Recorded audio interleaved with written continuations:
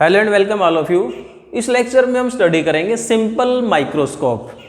क्या होता है simple microscope? It is an optical instrument which is used for observing magnified image of tiny objects. मतलब छोटी छोटी वस्तुओं की एक बड़ी इमेज बनाने के काम आता है। जैसे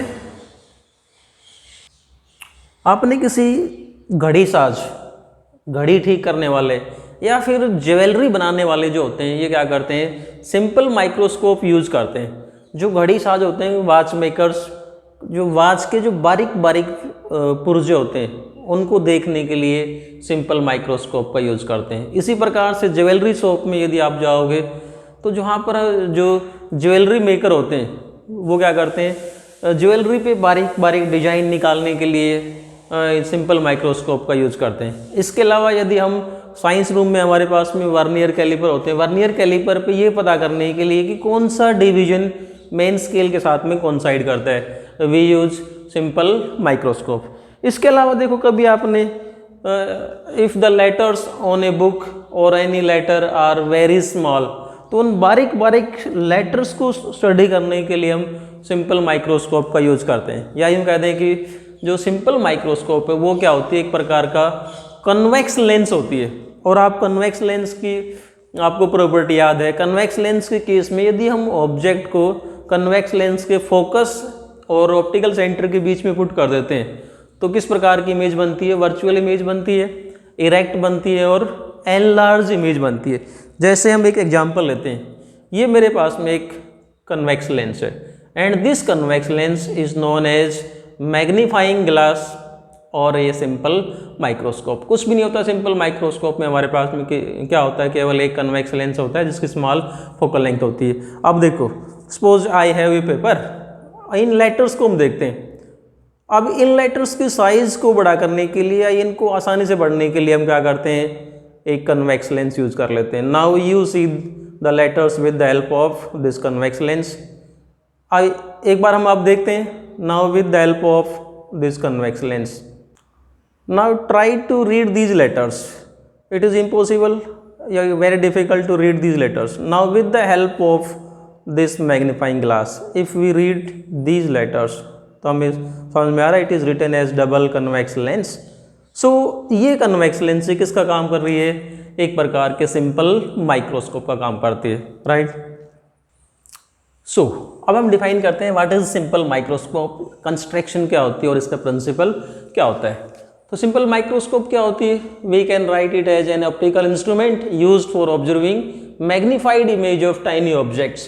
कंस्ट्रक्शन में क्या हुआ? Simply it consist of a convex lens of small focal length. And what is the principle of simple microscope? We can say that when object is placed between focus and optical centre, then virtual, erect and magnified image of the object is formed. Now we will define magnifying power of a simple microscope. Now to define ray diagram, simple microscope की magnifying power को define करने के लिए first we draw ray diagram.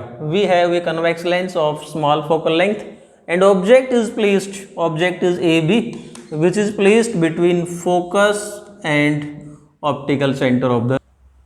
Now let us draw the image formation. ये हम सीख चुके हैं पहले लेंस फार्मूले में।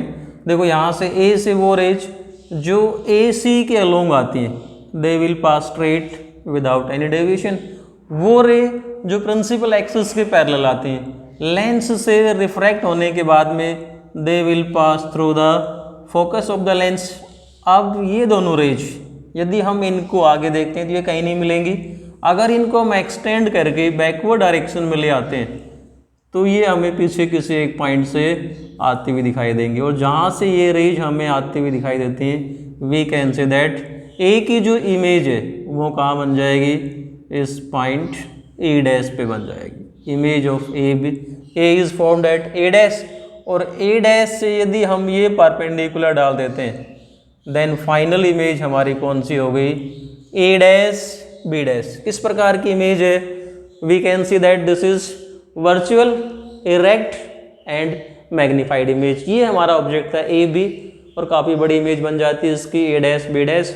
This is the working of simple microscope. Now we will define magnifying power of a simple microscope. What is magnifying power? इसको represent करते हैं हम स्मॉल m के द्वारा। और क्या होती है मैग्नीफाइंग पावर?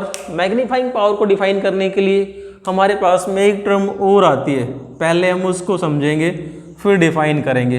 एक ये टर्म आती है least distance of distinct vision. What is least distance of distinct vision? We can say that it is the minimum distance at which image of an object is clearly visible. जैसे हम ये बात करते हैं, हमने object को यहाँ रखा, राइट। अब ये वाला distance, this distance C B dash, यहाँ पर यदि हम ये कह दें कि इस डिस्टेंस सी बी डैश पे इस ऑब्जेक्ट की इमेज हमें क्लियर दिखाई दे रही है। जैसा आप अभी हम बात कर रहे थे, कन्वेक्स लेंस को हाथ में लेके ट्राई कर रहे थे, तो जैसे हम लेंस को मूव करवाएंगे किसी एक डिस्टेंस पे इमेज जो बनती है वो क्लियर इमेज बनती है, एकदम क्लियर इमेज। उस डिस्टेंस को हम क्या कहते हैं? Least distance of distinct vision. जैसे आपने 10th क्लास में पढ़ा होगा, नॉर्मल आई के लिए जो लीस्ट डिस्टेंस कितना होता है? 25 सेंटीमीटर। यदि 25 सेंटीमीटर से कम डिस्टेंस को हम कर देंगे तो इमेज धुंधली बनती है, राइट। सो वो नॉर्मल आई के लिए होता है। तो किसी भी हम ये बात करें, किसी भी ऑप्टिकल इंस्ट्रूमेंट के लिए लीस्ट डिस्टेंस का क्या होता है? जहाँ पर इमेज ऑब्जेक्ट की जो डिस्टेंस है वो हमें ऑब्जेक्ट की जो इमेज है वो क्लियर इमेज दिखाई दे, उस डिस्टेंस को हम क्या कहते हैं? Least distance of distinct vision. हम यहाँ मान लेते हैं let C B dash is least distance of distinct vision.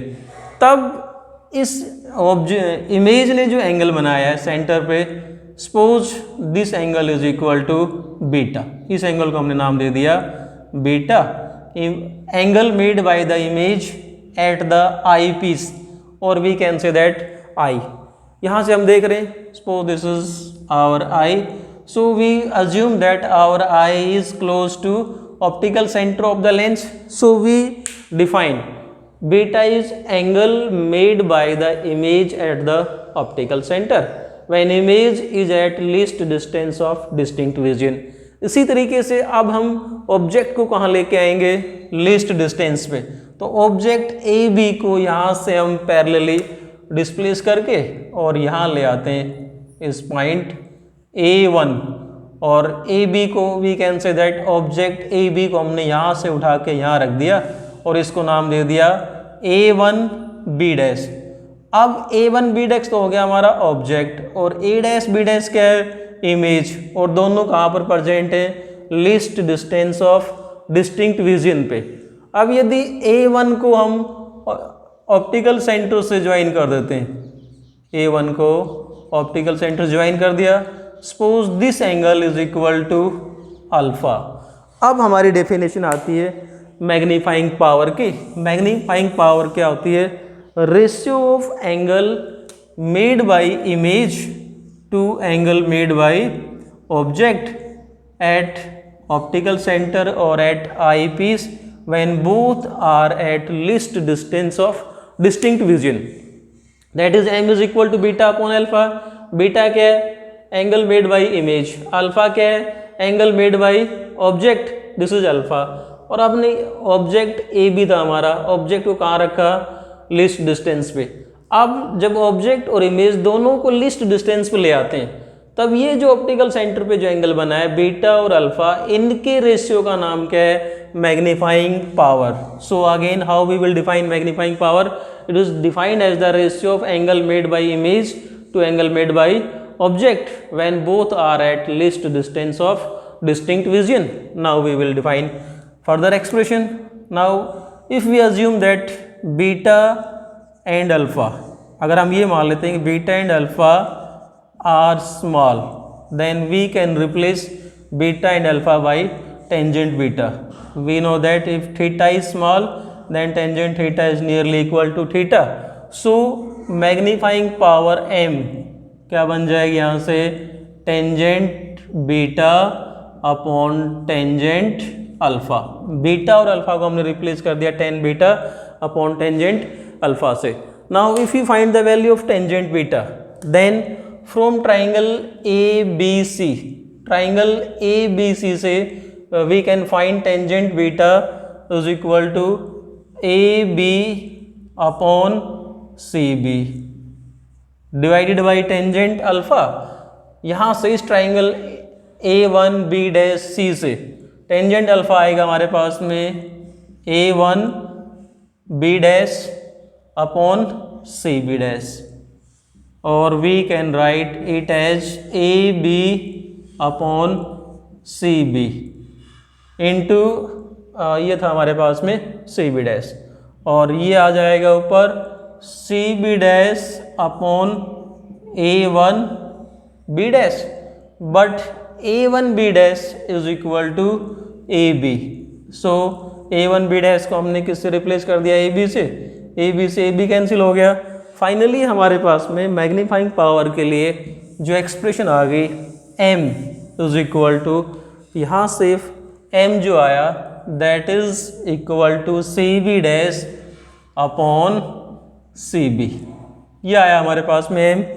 Now if we use sign convention then CB dash is distance of image using sign convention minus V, CB optical centre से object की दूरी that is equal to minus U, minus minus cancel हो गया, M is equal to क्या आया हमारे पास में V by U, ये आया हमारे पास में M is equal to V by U। Now we know that from lens formula, याद होगा आपको what is lens formula, 1 upon v minus 1 upon u is equal to 1 by F.